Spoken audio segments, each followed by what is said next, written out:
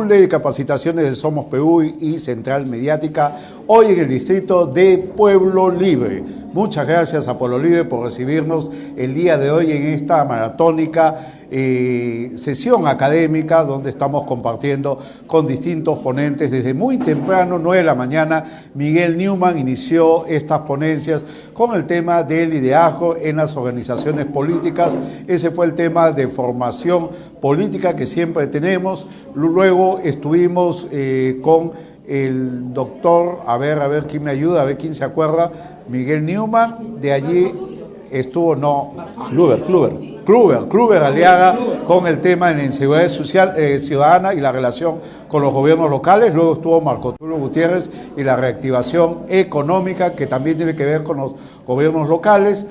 Después, en la segunda parte, hemos tenido al doctor David Mujica hablando de este tema, de la ley de la transparencia en la gestión pública, y estamos ya con nuestro quinto ponente, un tema importante en estos momentos que estamos en el calendario electoral, elecciones 2026, muchos de repente ni lo saben, pero estamos en el proceso ya, estamos a pocos meses de las elecciones. Son 3 elecciones que tenemos en el 2026, una presidencial, la general, la segunda vuelta que es obvio, y las municipales, 3 elecciones en el 2026, y muchos se quejan, veíamos esta manera de votar, 36 partidos, 39, hay mucho descontento, y uno habla de esta reforma, esta famosa reforma que nos complica la vida. Hay intentos de querer cambiar estos temas, pero no encontramos la solución. Hemos tenido muchos especialistas, el doctor Martín de Acevedo también estuvo con nosotros hablando de estos temas que nos involucran a todos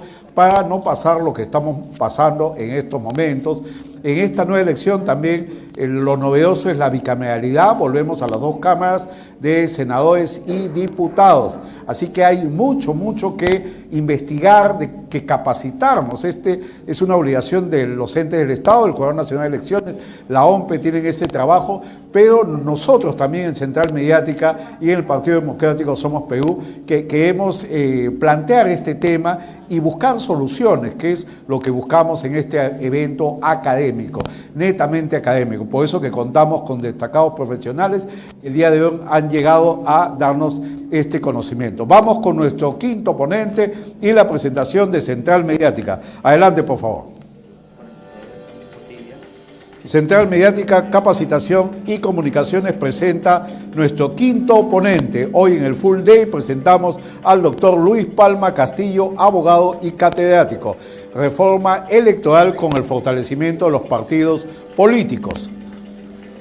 El doctor Luis Palma Castillo está con nosotros el día de hoy, un destacado profesional con muchos años en la gestión pública, conocedor de distintos temas, quien va a abarcar esta importante ponencia.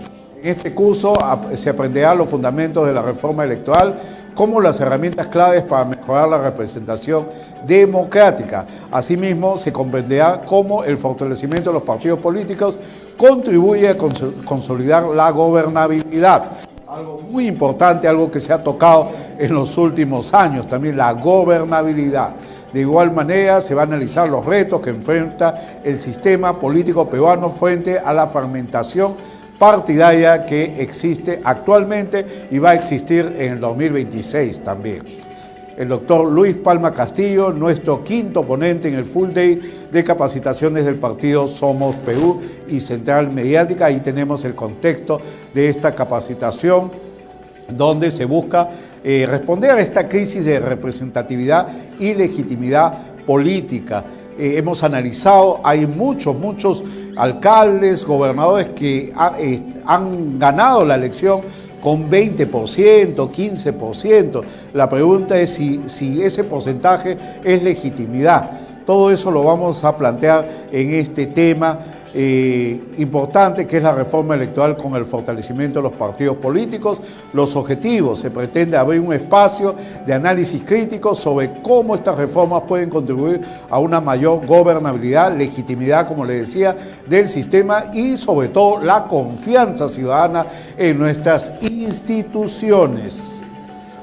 La quinta ponencia, Central Mediática, ahí está el robot de la inteligencia artificial. Y la pregunta: en la actualidad, ¿Considera usted que los partidos políticos mantienen una conexión con la ciudadanía y se preocupan por sus reales intereses y expectativas?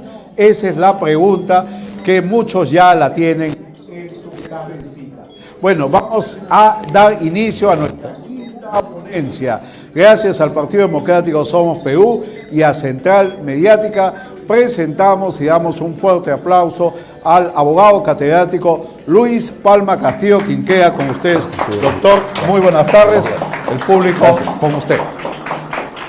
¿Cómo están todos? Muy buenas tardes. Hemos tenido varios breaks. Yo he venido temprano, ya los he visto almorzar, luego los he visto en un break. ¿Se me escucha bien? ¿Sí? Sí, sí. Mil disculpas que estoy desde esta semana con un problema bronquial, pero vamos a superar. Son cosas que vamos a superar dentro de esta exposición. Solamente como precisión, mi apellido es Castilla, Luis Carlos Palma Castilla, si no se va a molestar mi mamá desde el cielo. Pero lo importante acá es ver por qué queremos fortalecer los partidos políticos. Y para esto tenemos que plantear una reforma electoral. Yo les quiero contar un poco los antecedentes de este tema que a mí me llevó en el año 91, ya hace 34 años, a comenzar a preguntarme por qué debíamos fortalecer partidos políticos. Año 91, yo estaba preparando mi tesis para ser bachiller y establecí la tesis con un título de conveniencia de modificar el procedimiento de elaboración de leyes en el sistema constitucional peruano. Yo soy abogado y planteamos ese tema para poder optar el grado de bachiller. ¿Qué pasó en este transcurso? Hicimos una propuesta para que el Congreso, que en ese momento era bicameral, como se está empezando a hacer ahora, pasara a ser unicameral. Ya que el tema, como vamos a ver, desde mi punto de vista, desde mi óptica, que quiero compartir con ustedes y que seguramente va a ser tema de debate, es que no se trata solamente que sea un sistema unicameral o bicameral, sino que se deben considerar otros aspectos. Y este es un tema que puede de alguna manera llevarnos a un debate. Planteamos en esa tesis, ya lejana, la posibilidad de renovar por tercios el Congreso de la República, la posibilidad que sea en ese momento un sistema unicameral, la necesidad que hubieran materias reservadas a ley, eso lo vamos a ver y lo voy a explicar con detalle y con sencillez, porque sé que no todos estamos en el mundo del derecho, y adicionalmente que se designen representantes técnicos. Estos puntos que planteé en esa oportunidad los vamos a desarrollar durante el transcurso, que voy a tratar de hacerlo de la manera más dinámica posible para, de alguna manera, captar su atención y ver un tema que es importante y, sobre todo, hacer un llamado a la conciencia que debemos tener todos al momento de ir a votar y al momento de poder desarrollar nuestro deber cívico. Vamos a comenzar definiendo qué cosa es el proceso electoral, ¿no? En principio, todo proceso es conjunto de normas o actos normados para elegir autoridades y para elegir representantes. Pero, ¿qué diferencia hay entre ley y norma? Y lo quiero explicar de una manera sencilla para que todos los podamos entender. Porque para algunos son sinónimos. Yo he escuchado incluso a abogados que dicen son sinónimos la ley y la norma. Santo Tomás, ¿no?, hace muchos años señalaba, ¿no?, que teníamos un concepto de ley de la razón dictada por el bien común, que manda, prohíbe o autoriza algo en consonancia con la justicia. Esa es la definición que le daba la ley. Y ustedes dirán, hace muchos años esa ley era muy técnica, esa definición era muy técnica. Pero acá entra un punto muy importante. Nosotros, dentro de este concepto de ley, que es, ¿no?, el precepto de la razón dictada por el bien común, ya hablamos de bien común en ese momento, nos dicen que manda, autoriza o mandato. Esa autorización, esa prohibición, es la norma dentro del concepto de la ley. Entonces la norma está dentro del concepto de ley y es lo que manda, autoriza o prohíbe algo, ¿no? Un mandato, una prohibición o una autorización. Tenemos normativas, tenemos la Constitución Política, vamos a ver el artículo 31, ¿no?, 176, 183, la Ley Orgánica de Elecciones, la Ley de Organizaciones Políticas. Y en el sistema electoral tenemos el jurado de elecciones, que está en boca de muchos, cada uno con sus funciones, cada uno con sus competencias complementarias, ¿no? Y en principios del proceso electoral tenemos universalidad, igualdad, libertad, secreto de voto y transparencia. Transparencia ha sido tocada de alguna manera por el ponente que me antecedió. Y creo que es muy, muy importante. Igualdad, libertad y secreto de voto. Eso creo que es sencillo. Igualdad ante la ley, la libertad para poder ejercer este voto, universalidad cuando se aplica a todos, ¿no? Neutralidad, la que debemos tener los funcionarios públicos al momento de poder justamente un proceso electoral, y la transparencia. Este proceso electoral que viene es un proceso, como muy bien dijo justamente el expositor que me antecedió, nuestro amigo Ricardo Hurtado, nos dijo, va a ser fragmentado. Yo diría que va a ser atomizado. Y es bastante complejo llevar un proceso electoral de esa manera. Adicionalmente, ahora ya se aprobó las dos cámaras, el Senado y la Cámara de Diputados. Muy bien. ¿Qué se le ha agregado a este Senado y esta Cámara de Diputados? Vamos a verlo más adelante. Pero como tal, desde mi óptica, no creemos que pueda solucionar el problema que se va a presentar hacia adelante. Y se lo digo con toda sinceridad, con toda apertura. No creo que tal como está planteado solucione algún problema. No voy a llegar al tema de empeorarlo, tenemos que ir con optimismo, pero sí creo que se deben tomar algunas medidas en este transcurso. Las clases de procesos en el Perú, las elecciones generales, presidencia y congreso, y tenemos el Parlamento andino, que hoy también está en el ojo de la tormenta. Es necesario el Parlamento andino. Es necesario tener esta participación, tema de evaluación. Elecciones regionales y municipales. Me acuerdo cuando se aprueban las regiones, decían, bueno, el gobierno regional va a ser el nexo entre las entidades básicas del Estado, las entidades básicas que están en la base, cerca de la población, los gobiernos locales. Y el gobierno nacional, antiguamente llamado gobierno central. Lo que pasa es que acá nosotros cambiamos a veces los nombres y creemos que con eso solucionamos. Pensamos que por dejar de decirle gobierno central y llamarlo gobierno nacional, vamos a acelerar el proceso de descentralización. Sabemos que la descentralización hasta la fecha no se ha dado, no se ha plasmado. ¿Tenemos gobiernos regionales? Sí. Y ciertamente, por ejemplo, en el año 2016, acá está el doctor Marco Tulio, se hizo un estudio donde se demostraba que más del 60% de gobernadores regionales tenía una denuncia por corrupción. Esto nos debe preocupar porque esto afecta finalmente el sistema democrático, la creencia de la población. La población tiene que creer en sus autoridades. Esto debería revisarse. Indudablemente no lo estoy diciendo que se suprima de alguna manera directamente, pero creemos que debe revisarse la necesidad de tener un gobierno regional. Les digo porque en 32 años en el Estado, yo he estado ya viendo hace muy poco lo que son gobiernos regionales y creo que hay funciones que se duplican con respecto a los gobiernos de menor jerarquía que vendrían a ser las municipalidades o los gobiernos locales. Esto tendríamos que evaluarlo. Es un tema de evaluación bastante importante. Hay elecciones complementarias y extraordinarias cuando corresponda. Ya hay mecanismos también de democracia directa como el referéndum, como la consulta popular, como la revocatoria, ¿no? que son procedimientos que se van dando. Y acá tenemos que situar, por ejemplo, la vacancia. En la vacancia no, porque la vacancia tiene causales de vacancia. La revocatoria no. Carlos Jaramillo decía que la revocatoria era un proceso de elección al revés, porque escogemos a quién vamos a destituir. No escogemos a quién va a gobernarnos. Esa era un poco la revocatoria. Esta es una aproximación a lo que son las clases de procesos en nuestro país. Acá, dos cosas para observar. Parlamento andino, regiones, es un tema que nos va a dar que hablar en los próximos años y ya viene dando que hablar ahora. Derecho al voto. Derecho al voto.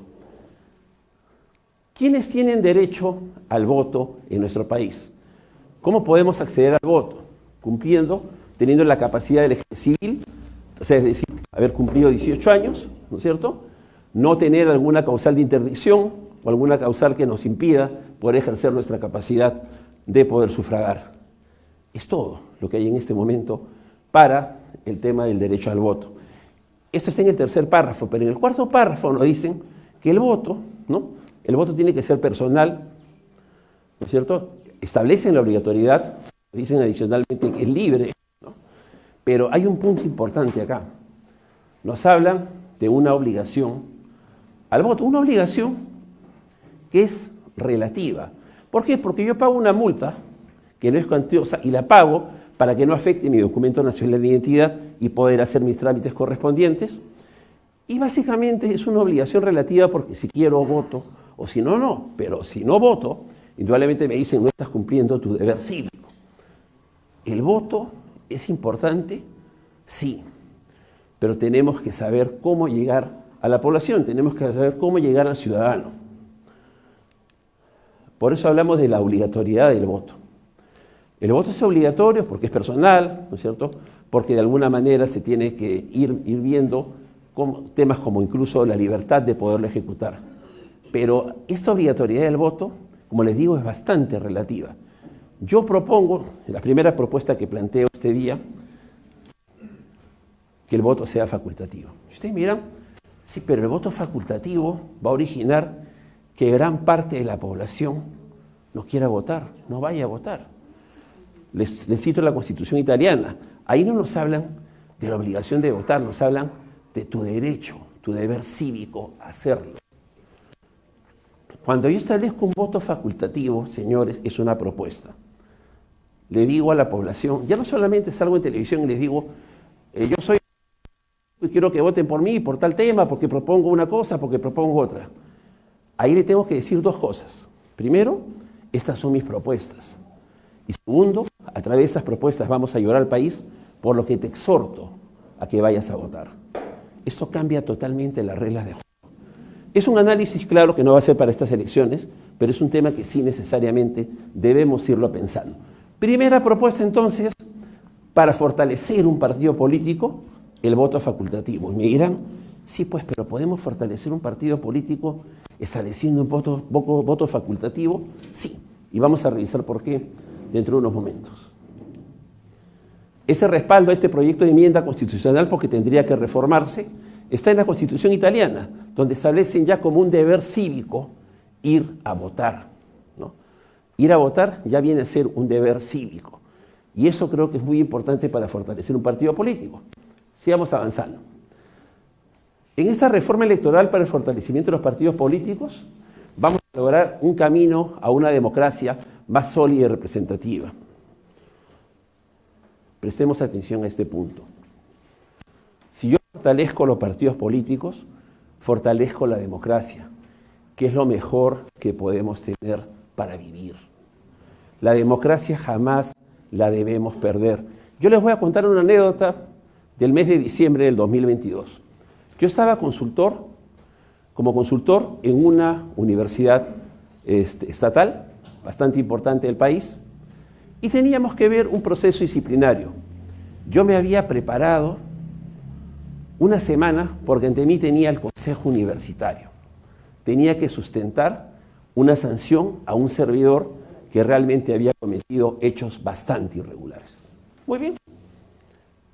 Era reunión virtual, ya habían colocado, me dijo mi jefa, me dijo, manejas perfectamente el tema, vamos a hablar del consejo universitario.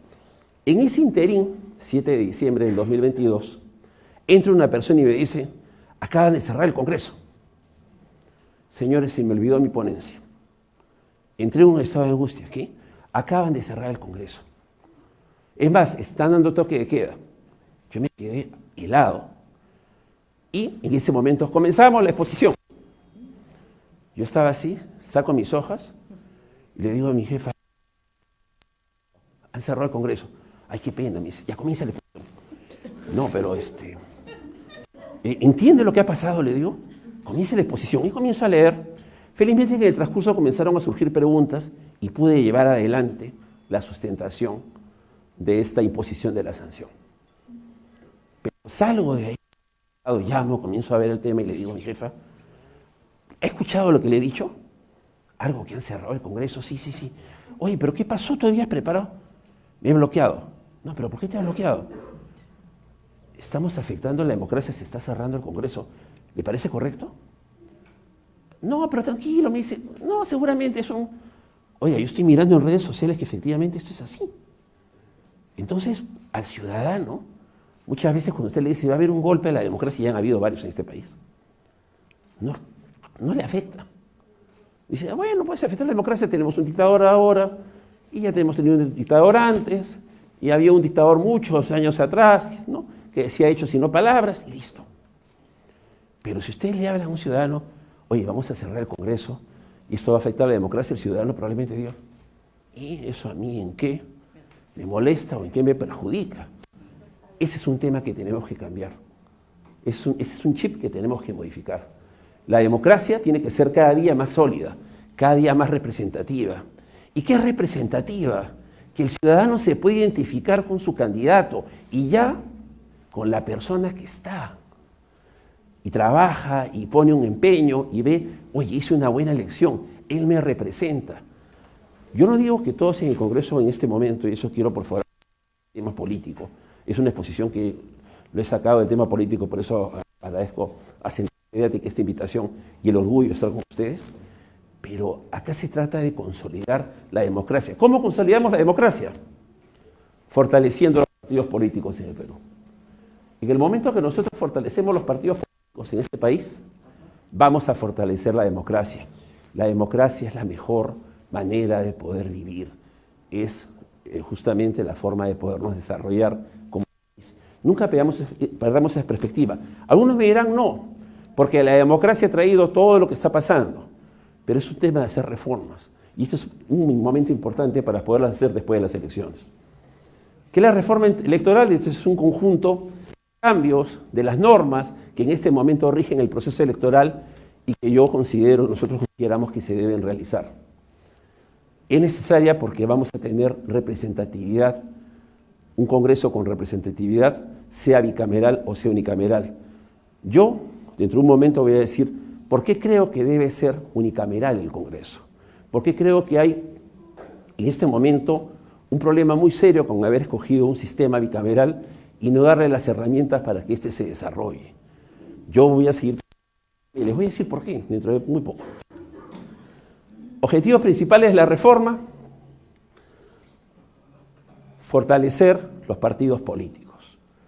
Los partidos políticos no solamente deben ser vehículos para poder llegar a un cargo. El partido político tiene que ser una institución sólida, ¿no? Debe tener una ideología, debe estar debidamente organizada. No se trata solamente de crear un partido político por hacer. Fomentar la representatividad, que este partido, el poblador se puede identificar con un candidato, con un líder. Es un tema muy importante. Y identificarse con un líder o identificarse con un candidato es muy importante porque nos da la idea de lo que es democracia. Yo voy a elegir a quien considero que va a llevar mi posición al Congreso de la República. Esto es muy importante y va más allá solamente de una elección. Y promover la transparencia y la ética. Ya hemos hablado de una forma de transparencia, el expositor que me antecedió lo hizo, pero aquí hay un punto muy importante, la ética. La ética es quizás el punto más importante. A mí, yo he sido muchos años presidente de comité de selección en el tema de los CAS, y siempre les pregunto a todos los candidatos una pregunta muy sencilla. Vamos a suponer que usted tiene, hace un momento se tocó el tema, una orden de servicios, ¿no? Es decir, usted es un locador y su jefe, justamente esta orden de servicios va a vencer a fin de mes y su jefe le tiene que renovar la orden si es que ha visto que efectivamente su trabajo es bueno. Muy bien. En ese interín, ya cuando está para renovar la orden, usted descubre que su jefe está cometiendo serias irregularidades en su función. La pregunta que yo les hacía a todos los candidatos al cargo del comité de selección, me decían, ¿qué hace usted? El 75% me contesta, hablo con él. La pregunta es, ¿para qué quiere hablar usted con él? Para que deje de cometer estos actos de corrupción. La pregunta a usted es, ¿eso es correcto? No, Lo que yo tengo que hacer es denunciar, me decían algunos. Yo les decía, sí, usted denuncia y ya no sale su orden. No importa. Ese es el candidato que quedaba. Ese es quizás el ganador del concurso. Lo que necesitamos en nuestro país, y hablamos hace un momento de mecanismos hay. Los mecanismos existen para denunciar. El tema es que tenemos que denunciar. A veces decimos, no, vamos a conversar, no, mejor no me meto en esos problemas. Y ahí sigue corriendo la ola de corrupción. Yo, y está mal que lo comente, pero no está mal, sino les hago una aproximación. Yo estoy en el Estado 32 años. Propuestas he recibido, muchas de las cuales quizás posibilitarían que yo ahorita esté de alguna manera de vacaciones. Pero ¿saben qué cosa pasa? Y con esto quiero dejar un punto de reflexión. La honradez genera réditos. Tarde o temprano a usted lo llaman porque tiene un muy buen trabajo, porque sabe ejercer una función, pero no lo van a llamar si usted no es honrado, salvo que el que lo llame tampoco lo sea. Si usted maneja las cosas, yo cuando he tenido problemas que me han comenzado a presionar, como una vez me presionaron para que anule unas papeletas de infracción, dije, muchas gracias, hasta luego. No denuncié porque no había pruebas, me lo habían dicho cara a cara. Pero después, la persona que me reemplazó anuló las papeletas.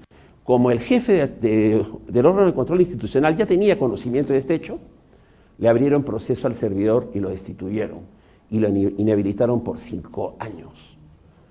Entonces, yo les digo, inmediatamente, gracias a Dios, conseguí trabajo. En 32 años he tenido 1 mes y medio que no he conseguido trabajo, pero son 32 años. ¿Y esto qué significa? ¿Que uno es muy bueno? No, probablemente lo que hace puede ser bastante eficiente, pero lo importante, y es lo que yo les quiero dejar como reflexión, la primera reflexión el día de hoy es, seamos honrados, avancemos con honestidad, seamos íntegros. Esto nos va a permitir finalmente, no solamente que nos llamen, sino nos va a permitir una gestión limpia, una gestión pura, una gestión que no tenga máculas, que no tenga manchas. Creo que eso es un tema a conversar. Medidas claves para fortalecer los partidos. La regulación del financiamiento político. Algunos dicen que el Estado debe continuar justamente financiando a los partidos políticos. Yo creo que lo que tenemos que ver, porque el financiamiento siempre va a ser, en estos casos en la mayoría privados, es regular el otorgamiento de ese financiamiento. ¿Qué hacemos con la rendición de cuentas? Muchos partidos pierden y no rinden cuentas. Se les sanciona.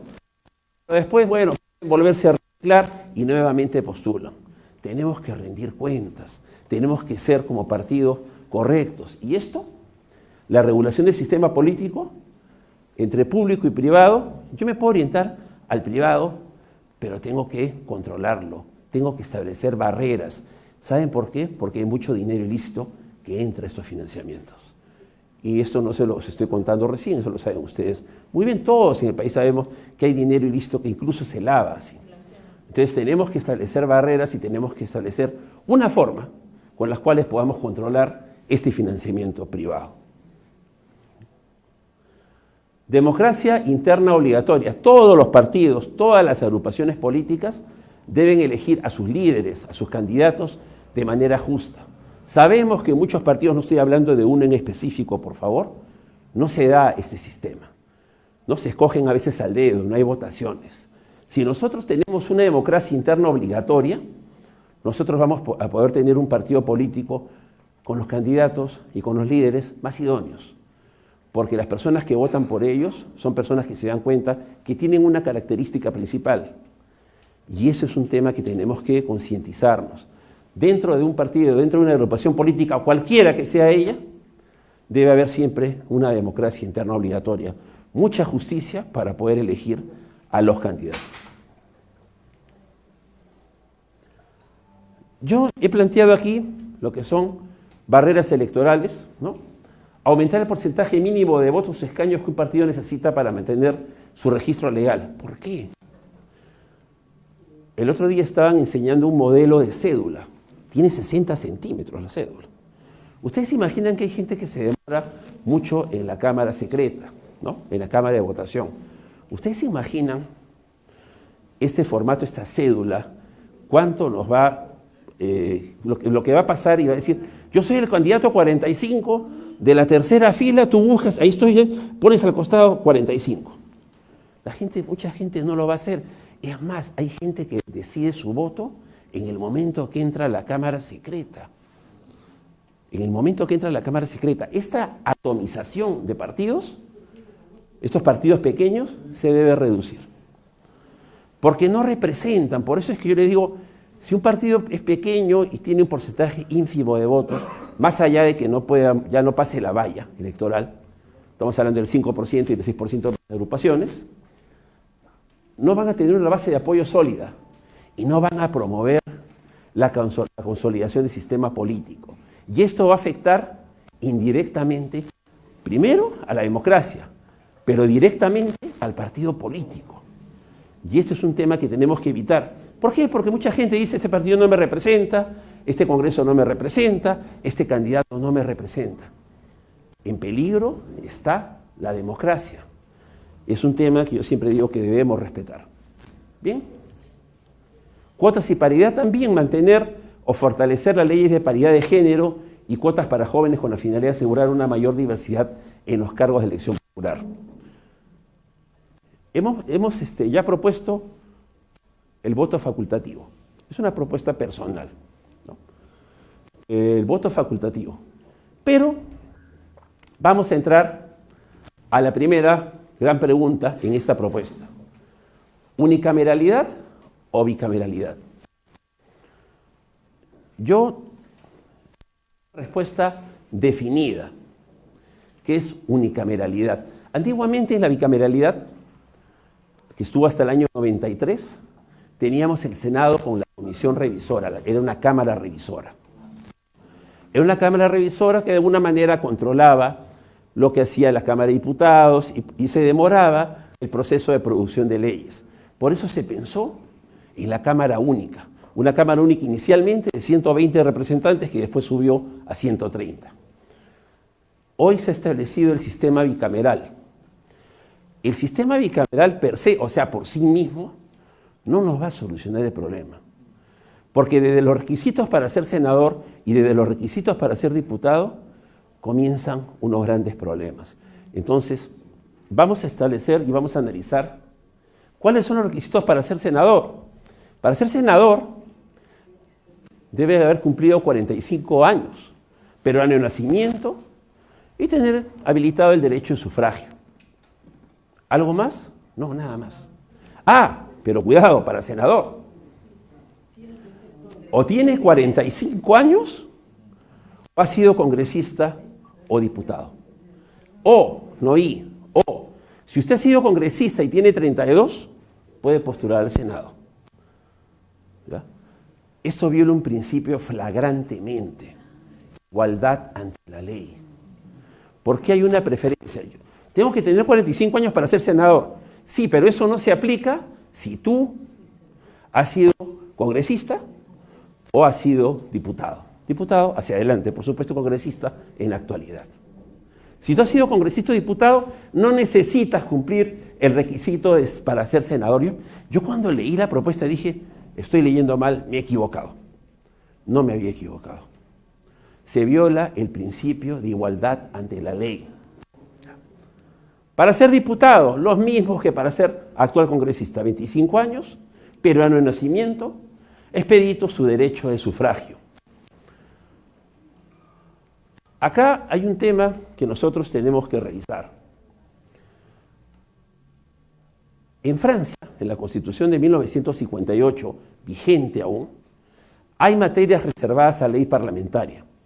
¿Qué significa esto en el lenguaje más sencillo? Materias, temas sobre los cuales el Congreso única y exclusivamente puede legislar. Por ejemplo, derechos fundamentales. Por ejemplo, sistema electoral. Por ejemplo, delitos y penas. Por ejemplo, minería. Por ejemplo, seguridad social. Por ejemplo, economía. Por ejemplo, petróleos. Muy bien. La propuesta es que se designen comisiones. Comisión de Seguridad Social, Comisión de Trabajo, Comisión de Derechos Fundamentales, Comisión de Sistema Electoral, Comisión de Delitos y Penas, Comisión de Minería. Y que los partidos políticos presenten a sus representantes técnicos, a sus mejores cuadros, para integrar esas comisiones. Y me dirán, oiga, pero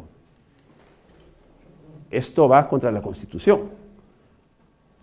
Necesitamos una reforma constitucional. Queremos hablar de un fortalecimiento de los partidos políticos. En el sistema como está, no lo tenemos. No hay por dónde ir. No tenemos, Séneca decía, no hay viento favorable para el que no sabe dónde va. No sabemos hasta dónde vamos. Y esto lo tenemos que cambiar. No va a ser para estas elecciones, porque ya están aquí. Pero necesariamente tenemos que cambiar. ¿Y por qué les pongo esto? Miren el caso de las delitos y penas. En derecho tenemos el Código Civil, el Código Penal, el Código Procesal Civil, el Código Procesal Penal y vigente en algunos casos el Código de Procedimientos Penales. Bien. Todos ellos están aprobados por decretos legislativos. ¿Qué es un decreto legislativo? Tenemos la ley que la dicta el Congreso de la República y tenemos un decreto legislativo que lo dicta el Poder Ejecutivo con facultades delegadas de ese Congreso de la República. Muy bien. Las facultades delegadas le decimos al presidente, al Poder Ejecutivo, ustedes legislen sobre el Código Procesal Civil. ¿Por qué? ¿Por qué? Porque ahí están los especialistas. El Ministerio de Justicia convoca a todos los especialistas en materia civil y tenemos un Código Civil actualizado, tenemos un Código Civil modificado que nos ayuda, igual que el Código Penal. ¿Y qué hemos tenido? ¿Por qué hay un cambio? Porque se hizo a través de un decreto legislativo. Si ustedes estudian un poco la evolución de qué cosa es lo que dura más en el tiempo, si una ley o un decreto legislativo, se van a dar con la sorpresa que los decretos legislativos tienen mayor vigencia que una ley. ¿Y por qué? Porque son hechos por especialistas.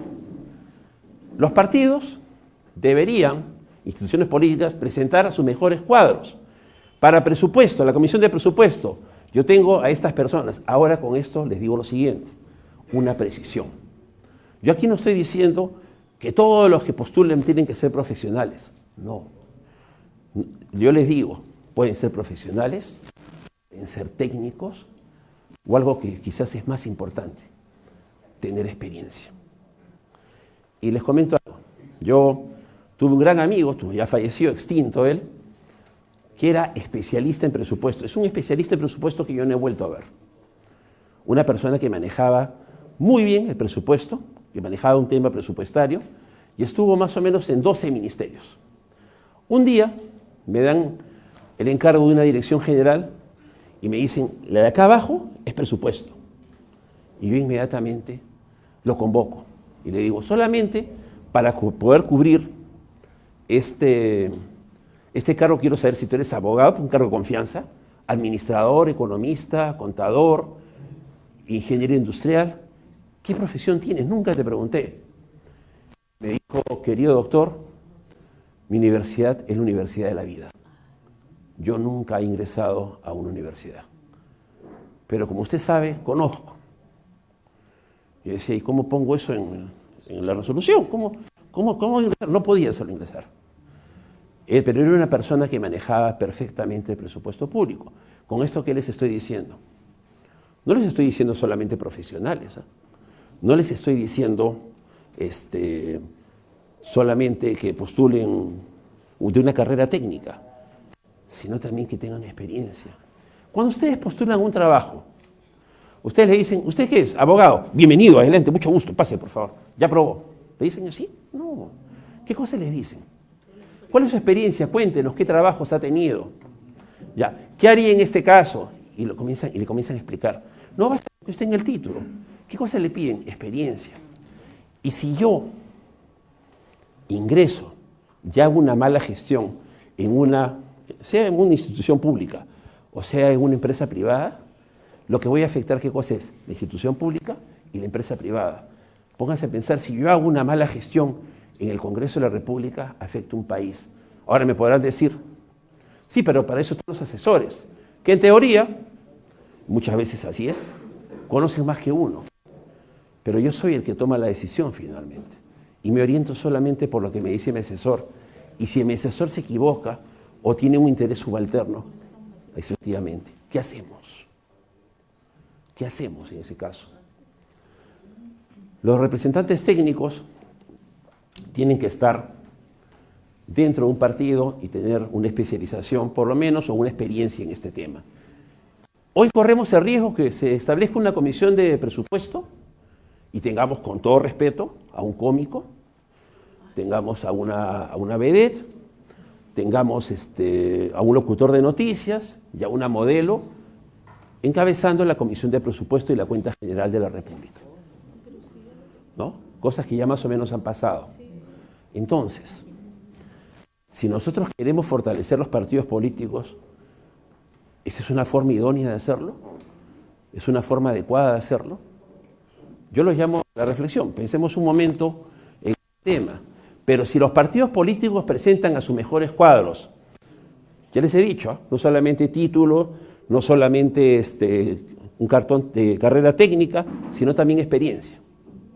Si presentan a sus mejores cuadros para presupuesto, para derechos fundamentales, para un sistema electoral, para trabajo, para seguridad social, en unas comisiones que se tienen que establecer, que son las materias reservadas a la ley parlamentaria, hemos avanzado y avanzado bastante. Hoy, ¿qué hace el Congreso? Premia artistas, ¿no? A algunos no nos puede agradar, como el señor Melcochita, a otros no les agradan tanto a otras personas, etc. Pero esa es función. Yo escuchaba el otro día, estuve en una comisión de Congreso y escuchaba, nosotros tenemos 3 funciones: fiscalizar, legislar y representar. Y yo quería precisar, no lo hice, pero quería precisar, representar no es función. Representar es lo que a ti te toca ejercer producto de ser congresista. Las funciones de un legislador en un Congreso son legislar y fiscalizar. Yo legislo sobre determinadas materias. Pueden ser 8, pueden ser 10, pueden ser 14. Nada más. Y fiscalizo la labor de los otros poderes.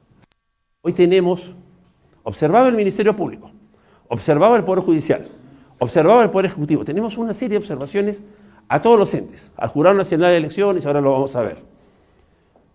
Esto estamos llevando al país a un quiebre y cualquier cosa puede pasar. Tenemos que evitar que las cosas pasen, tenemos que preservar la democracia. Si hoy día quieren llevarse una idea de acá, primero, trabajemos con honradez. Segundo, señores, por todo preservemos la democracia. Es lo más importante que tenemos. No hay nada como vivir en libertad, nada. Renovación por tercios. Hay, que tengan una idea, 23 proyectos en el Congreso de renovación por tercios. ¿Cuántos se han aprobado? Sí, ninguno. ¿Por qué? Porque esto implica, ¿no? Al igual que justamente la designación de representantes técnicos, ¿no?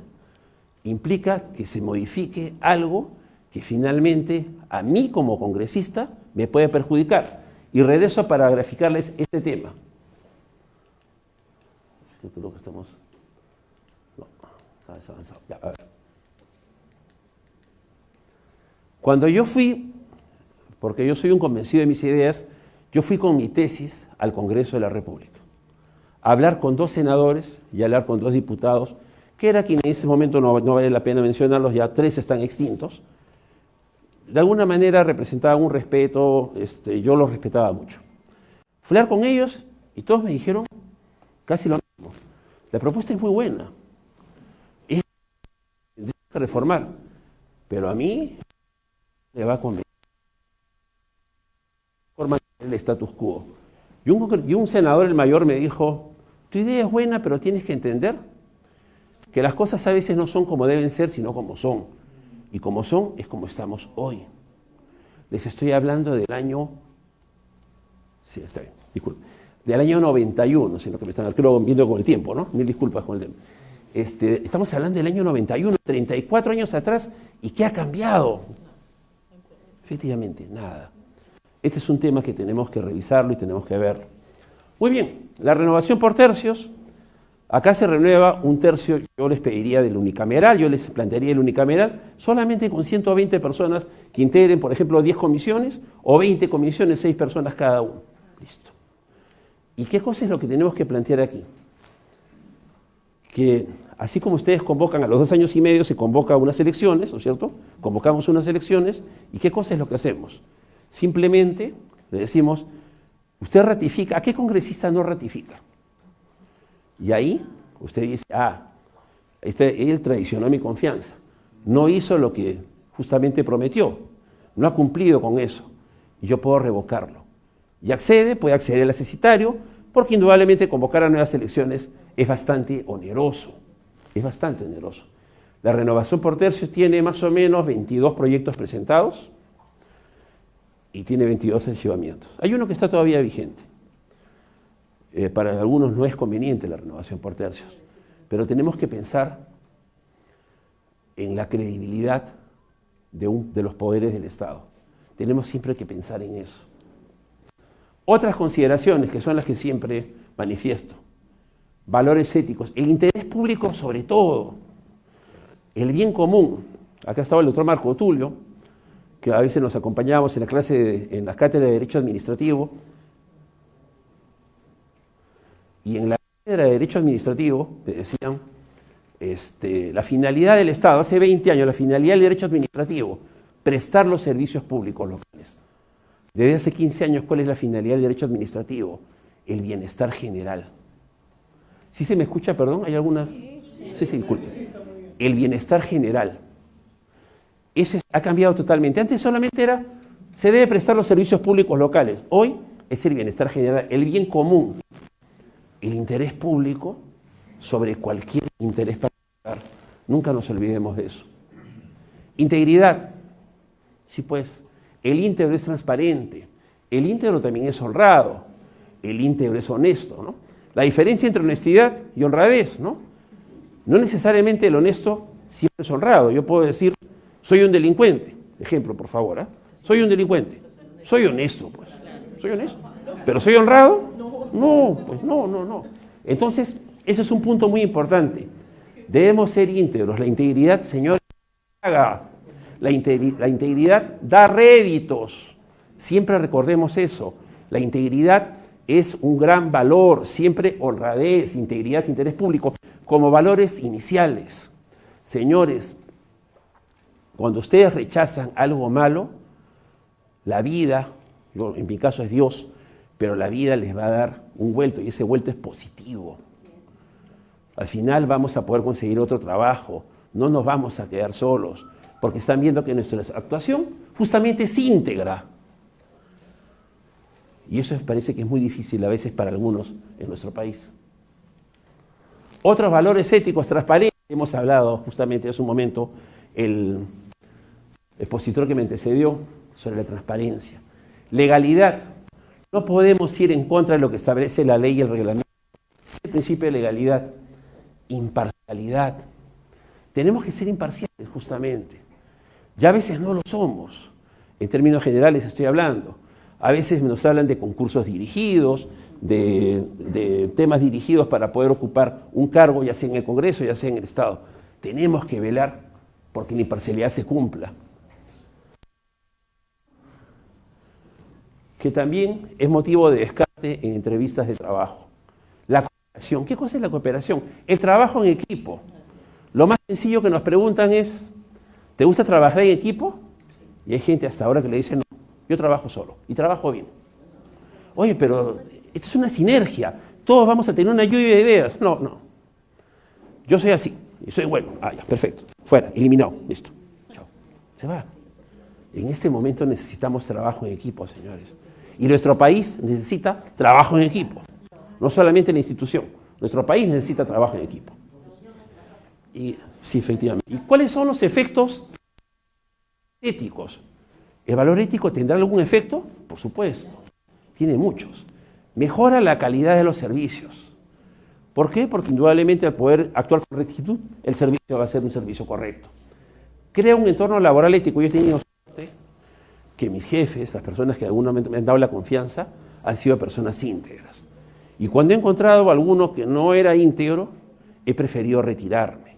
Es mejor retirarse.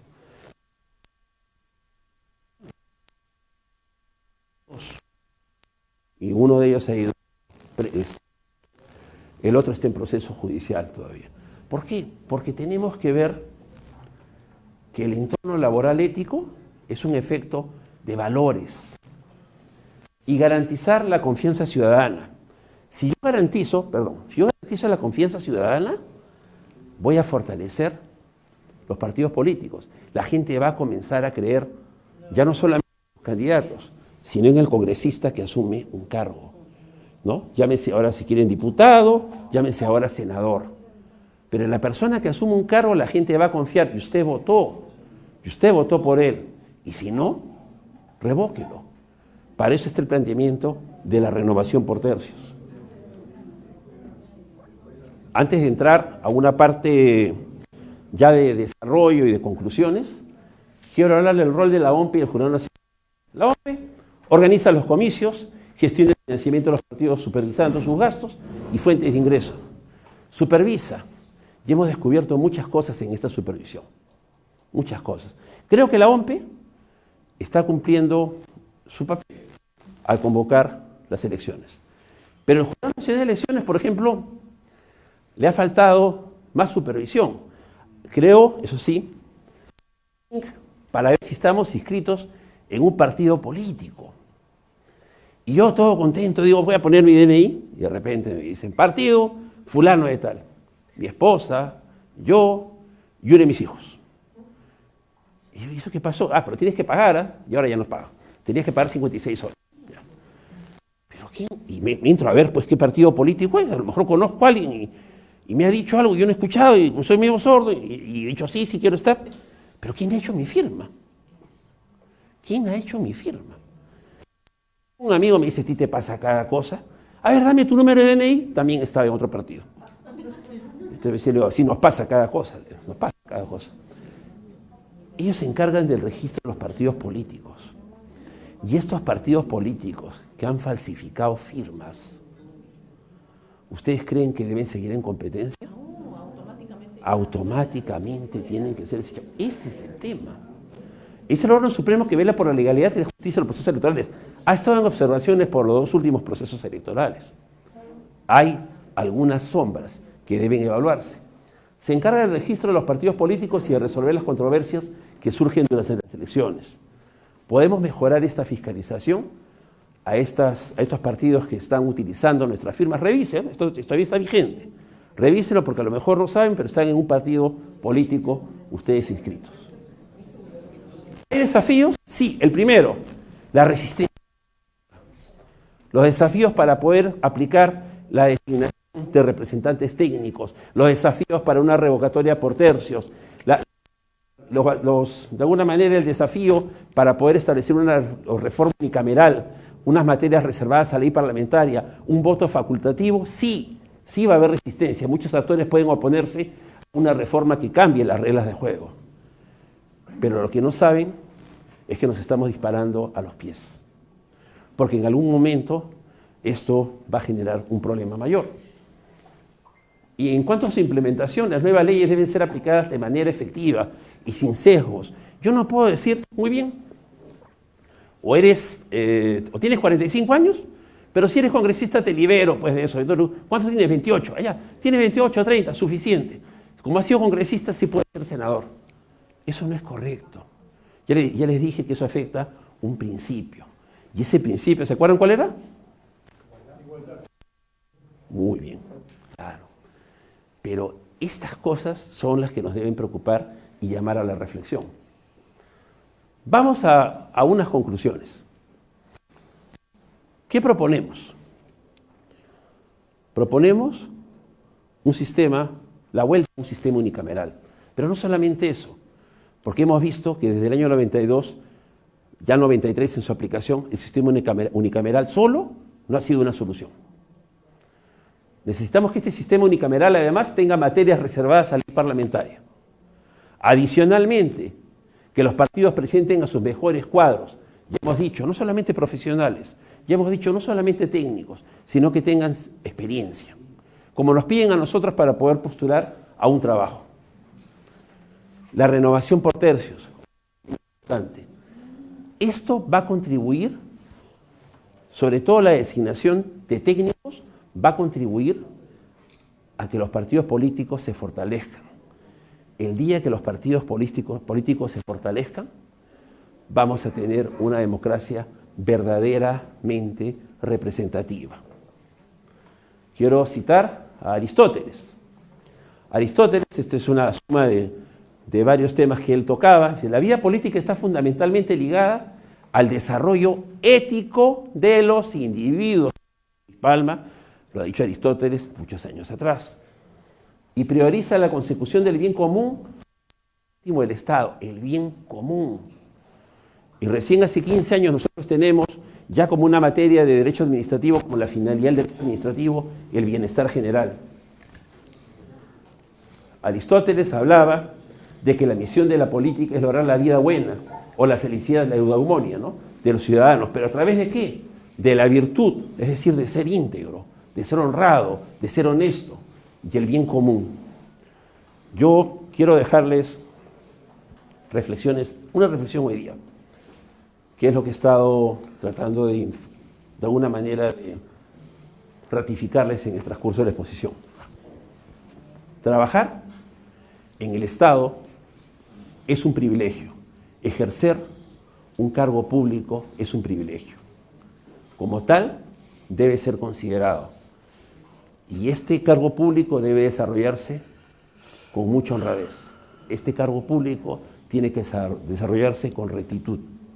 Este cargo público tiene que desarrollarse con integridad.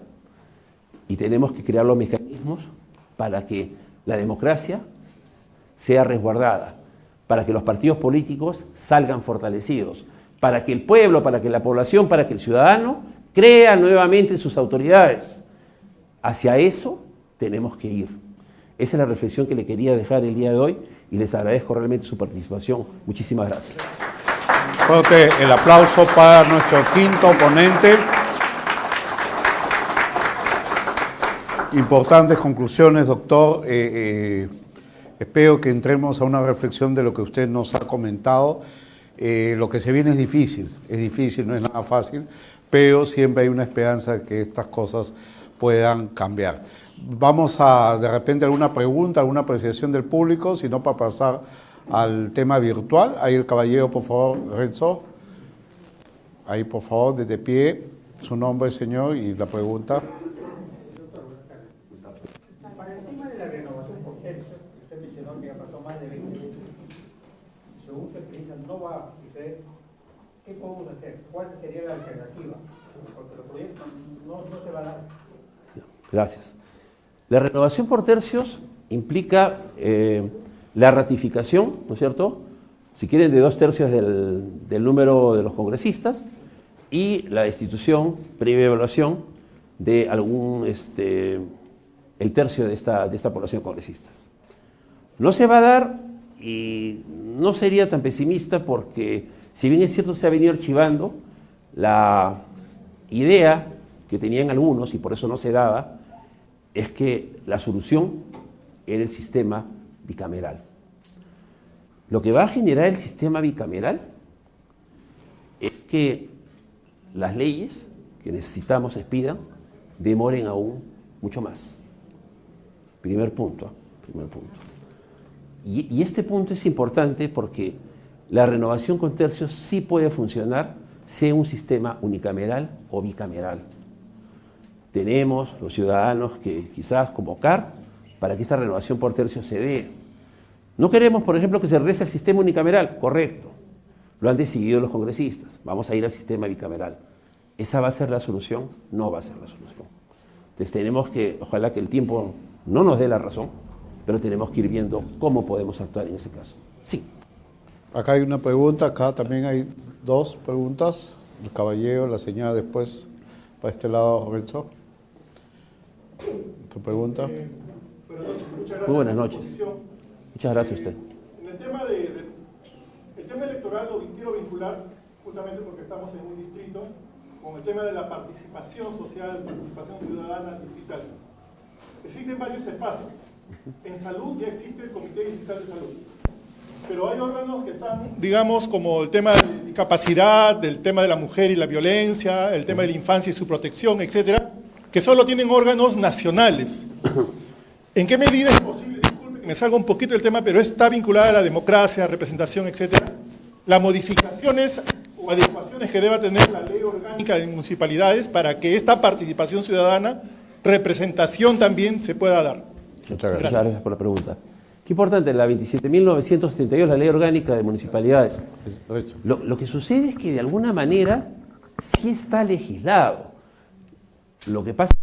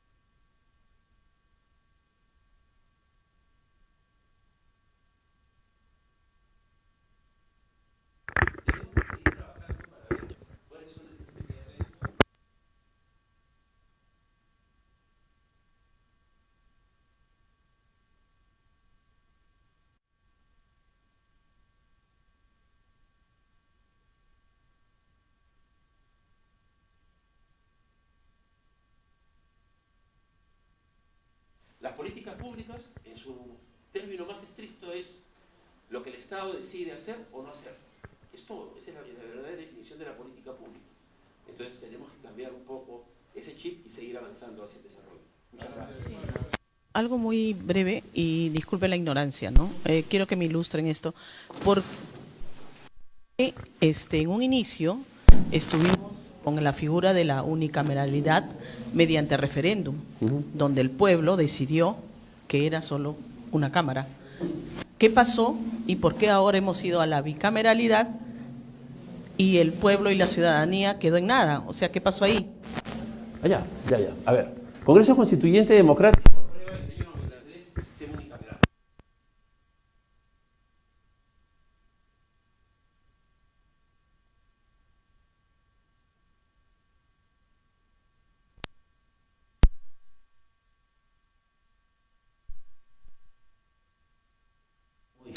Justamente esta regla de juego.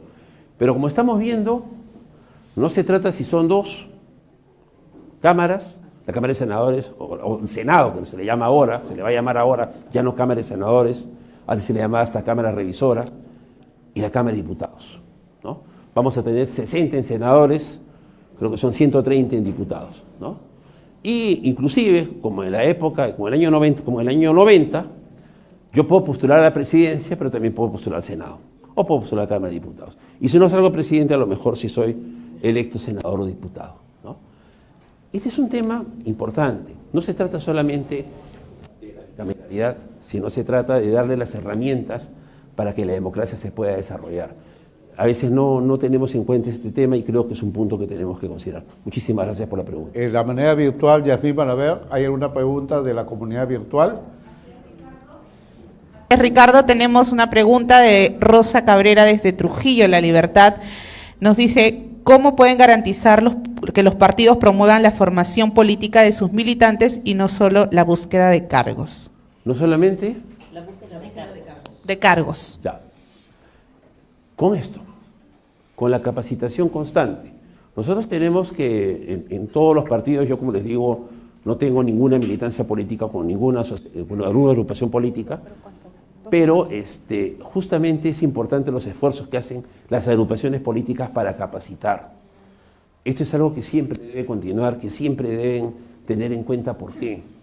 Porque desde el momento que yo capacito, desde el momento que yo establezco una capacitación, digo, oye, yo puedo acceder a ese cargo o no puedo acceder a ese cargo, tengo esta limitación, tengo este problema, y creo que de esta manera consolidamos ya el partido político por un lado y la democracia por otro. Disculpen que yo siempre llevo del partido político a la democracia, porque es cierto, si yo fortalezco un partido político, voy a fortalecer el sistema democrático. Sí. José Gutiérrez de Sativo pregunta, ¿cómo garantizar que las reformas electorales no solo cambien las reglas del juego, sino que también fortalezcan la institucionalidad democrática? Sí, gracias. Justamente, si yo comienzo y digo, vamos a poner el ejemplo de la designación de representantes técnicos y veo que el Congreso comienza a funcionar con estas comisiones que he planteado, comisiones que tienen la materia reservada a la ley parlamentaria, voy a poder asegurar un desarrollo correcto. ¿Por qué? Porque va a haber gente que realmente va a conocer el tema. Hoy estamos viendo la Comisión de Minería, va a haber gente, no interesada, sino va a haber gente que conoce de minería en el país. Oye, voy a revisar la Comisión de Seguridad Social, va a haber gente que conoce la Comisión de Seguridad Social, el tema de seguridad social.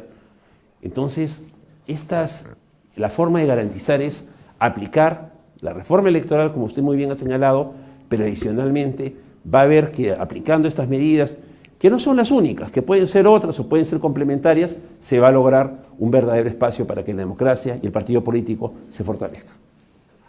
Verónica Lazo desde Trujillo pregunta, ¿de qué manera una reforma electoral puede incentivar la participación de jóvenes y mujeres en política? Lo que hablamos hace un momento, gracias por la pregunta, de cuotas de paridad. Esto es muy importante porque la democracia siempre tiene que ser representativa y tienen que estar todos. Pero nuevamente, yo les comento algo, yo he sido docente 20 años. En mis primeros 3 años, desde el 2000 hasta el 2021, hasta el 2020, en mis primeros años iba equilibrado, cantidad de hombres, cantidad de mujeres. Mis últimos salones han sido 75% mujeres y solamente el restante 25% varones. Entonces, cuando comenzamos a ver el interés, vamos modificando las cuotas de género, vamos a poder lograr la democracia representativa que nos decía justamente la persona que preguntó. Vamos a lograr las cuotas de paridad, que son muy importantes y lo había tocado tangencialmente, pero sí creemos que se puede hacer. Doctor, por último, el tema de la igualdad. Usted ha tocado este tema que me parece importante y nos ha hecho conocer, que de repente muchos no lo sabíamos, estos requisitos para ser senadores. Y muchos habrán dicho en qué momento se aprobó esta ley. De repente mientras estábamos viendo un partido de fútbol o mientras comíamos nuestro pan con chicharrón, porque hay situaciones donde nos engañan y vienen estas situaciones. Pero es un tema importante. Yo no estoy diciendo que no voten por los actuales congresistas, pero de alguna manera rompe este derecho a la igualdad y el tema de la legitimidad.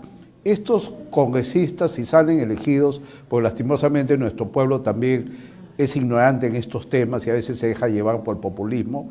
¿Qué va a pasar con estos futuros senadores? ¿Van a tener esa legitimidad? Porque han hecho trampa, si podemos hablarlo así. No, yo no diría, yo no diría que han hecho trampa, pero sí creo que hay un vicio bastante fuerte ahí. Porque hay un principio, que lo habíamos comentado, que es igualdad ante la ley. Entonces, cuando nosotros participamos con reglas claras, pero con reglas iguales. Si yo le digo, usted debe tener 45 años, pero si ha sido congresista, no importa que tenga 32. ¿Es igualdad de la ley? Entonces, legitimidad tiene porque es una ley aprobada. Lógico, ya está aprobado. ¿Cierto? Legitimidad tiene porque es una ley aprobada. Pero el tema está en que siempre pueden haber reformas. Y creo que las reformas aquí, nosotros tenemos que siempre evaluarlas. Lo que sucede es, me decía alguna persona, dan muchas leyes y ninguna se cumple. No creo que sea tan estricto, pero sí creo que nosotros debemos velar por el cumplimiento irrestricto de este tema. Y creo que sí, la manera de poderlo hacer es convocar un referéndum, ver algunos temas de democracia alternativa, no salir solamente a hacer una protesta que muchas veces se torna muy violenta, sino justamente tenemos mecanismos para poder reclamar por nuestros derechos y si tenemos alguna observación ante una reforma electoral, plasmarla como se merece y justamente como se establece en la norma vigente. Un fuerte aplauso para nuestro ponente el día de hoy, nuestro quinto ponente. Quiero hacerle entrega al doctor Luis Palma Castilla. Hay un error ahí nuevamente. Esta constancia de participación de Central Mediática. Nuevamente un fuerte aplauso. Una foto, por favor. La foto final vamos a tomarnos de esta ponencia que hemos tenido. Eduardo, una foto, porque Fernando está distraído, me parece. A ver, una fotito. Ahí estamos con la foto. Gracias. Y con Muchas ello concluimos la quinta ponencia, vamos a tomarnos, a ver, Allá. vamos a tomarnos otra foto enseñando Allá. el diploma. Bonito. A ver, Yonel, por favor, también adelante. Adelante, tú también, Yonel. Una foto antes de cerrar este quinto bloque. Ahí estamos la foto. Y vamos ahí a una